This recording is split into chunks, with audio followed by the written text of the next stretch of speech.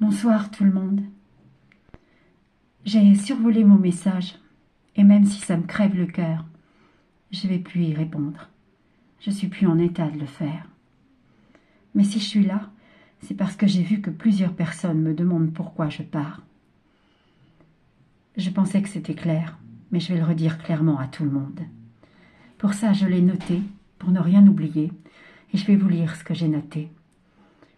Je suis victime de harcèlement de la part d'une radio, RTL2, qui officie aussi sur une chaîne, W9, à travers son émission Le Double Expresso, le matin.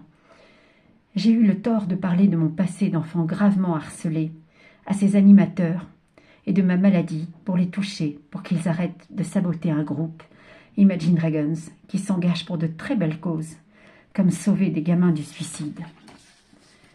Mais non seulement ils continuent à saboter ce groupe, mais ils s'en sont pris directement à moi. Je suis malade depuis 19 ans. Une maladie neurologique très douloureuse qui attaque les os, les muscles, les tendons, les cervicales, les articulations, provoque une très grande fatigue, des problèmes cognitifs, des difficultés de concentration, de coordination des mouvements, des problèmes de mémoire, des paresthésies, sorte de paralysie des mains douloureuse, tous les symptômes et d'autres de la sclérose en plaques, avec laquelle on la confond. Je suis reconnue handicapée à 80%. Ça ne se guérit pas. J'aurai cette maladie toute ma vie. Et il faut savoir que le stress l'aggrave. Il se trouve que tous les jours, on se moque de cette maladie. On me fait passer pour une handicapée mentale à travers des grimaces, des mains secouées, des gestes déplacés sur mon handicap, des rires, des petites danses, des gestes de la main pour me casser, des coups de bâton virtuels. Et on me balance des messages de haine et des messages et des chansons sur la santé mentale pour faire croire que je suis folle. Tous les animateurs d'RTL2 participent à ça, l'encouragent, le relaient à coups de messages et chansons, ou dans le meilleur des cas ferment les yeux.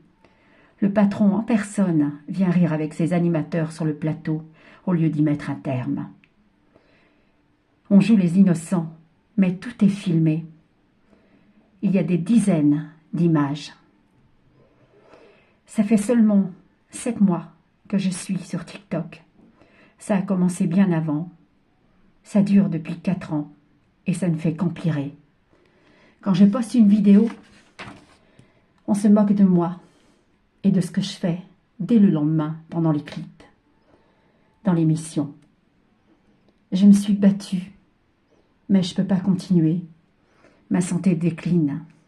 Soit je me suicide, comme RTL2 et le Double Expresso me poussent à le faire, soit ma maladie gagne, et c'est le cas, je ne peux plus dessiner. Mon trait est celui d'une petite fille. Alors je m'en vais, peu importe ce que je perds. J'ai déjà perdu tellement dans ma vie. Honte à vous tous, RTL2. Honte au Double Expresso.